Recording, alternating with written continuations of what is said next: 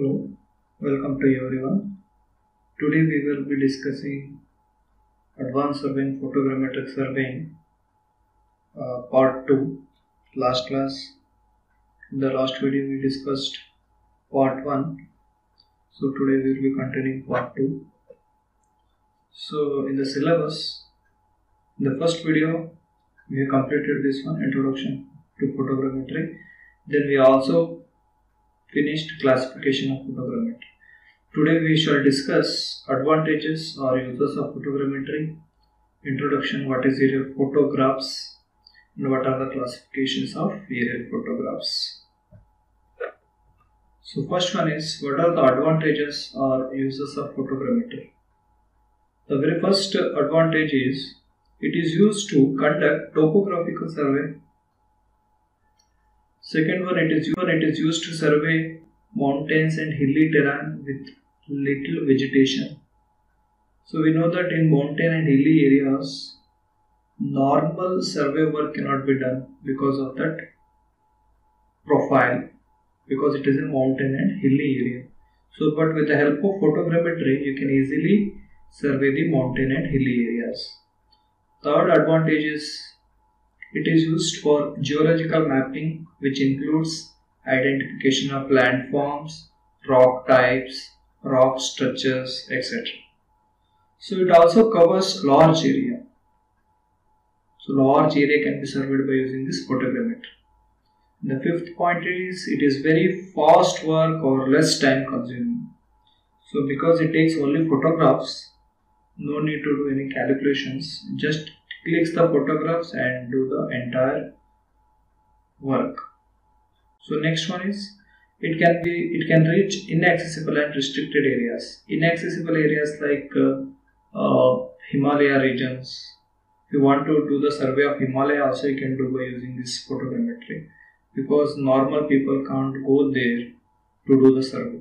So therefore this is inaccessible. And restricted area like military areas, so country borders, so we cannot go to the Pakistan border and do the survey, right? In that case we can take the photogrammetry use and we can do the survey of the inaccessible point also, restricted area also.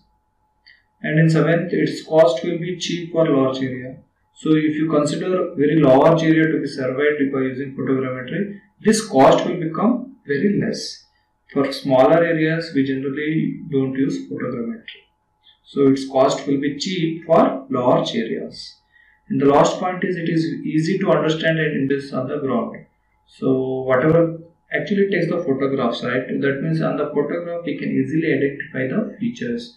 Which one is road, which one is vegetation, which one is building. Like that we can easily interpret on the features of the ground. So these are the main advantages of photogrammetry. Next we will see what is aerial photograph. So the photograph which is obtained by the aerial photogrammetric surveying is known as aerial photographs. So this is one sample picture of the aerial photograph, where the photograph is taken from air. Okay. Next. So there are three types of aerial photographs, namely, first one is vertical photograph, tilted photograph, oblique photograph. So these three different types of photographs has their unique advantages. So we will discuss one by one what is vertical photograph, tilted photograph, oblique photographs. The very first one is vertical photograph. What is vertical photograph? A vertical photograph is an aerial photograph made with the camera axis coinciding with the direction of gravity. So in this one, you can see this is the film. Film is nothing but it's a camera only. So the direction of the camera axis or optical axis is coinciding with the direction of gravity. You can see that if you drop a stone from here, it directly falls like this only. That means direction of gravity only falls. So therefore here the optical axis or the camera axis of the camera coincides with the direction of gravity, you will get the vertical photographs. So the image will be like this, equally spaced, like this photograph you will get. This is called vertical photograph. Now what is tilted photograph? Second one, The tilted photograph is an aerial photograph made with the camera axis unintentionally tilted from the vertical by a small amount, usually less than 3 degrees. So in this vertical photograph, you can see this the direction of gravity is also same, camera axis is also same. But here you can see direction of gravity is like this. It is a vertical. But here camera axis is inclined. So now this camera axis slightly tilted. This is unintentionally.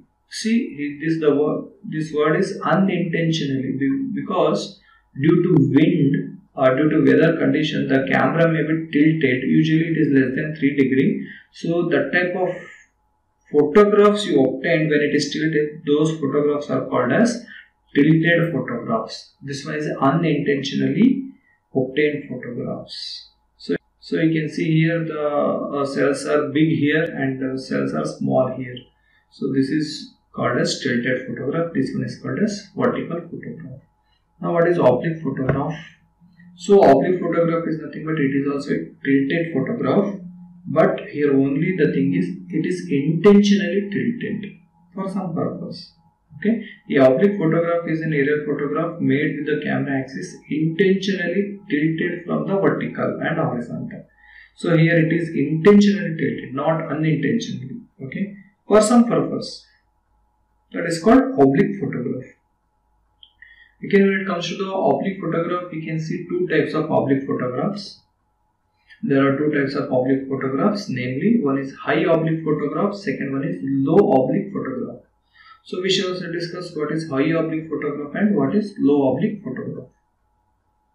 So here, first one is high oblique photograph. If the apparent horizon is shown in the photograph, it is said to be high oblique photograph. Now the question comes, what is this apparent horizon? Horizon means nothing but it is there.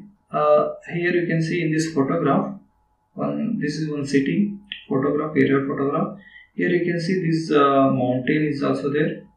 Here you can see the sky, mountain and the ground features. So the junction or the line of intersection, this here you can see the one line, right?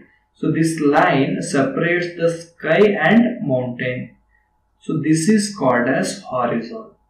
If in the photograph, if you see this line, okay, the junction of the sky and the ground feature, or another type means the junction of sky and the water body.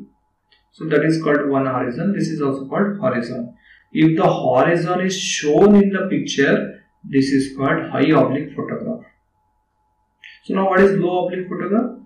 This horizon will not be seen in the photograph. That is called low oblique photographs. So low oblique photograph, if the apparent horizon is not shown in the photograph, it is said to be low oblique photograph. See here you cannot see sky and only ground features you can see. There is no line between the sky and the ground point, sky and the river or water body point. Therefore, there is no horizon present in this one. Therefore, this one is called as a low oblique photographs. Hope you understand the concept.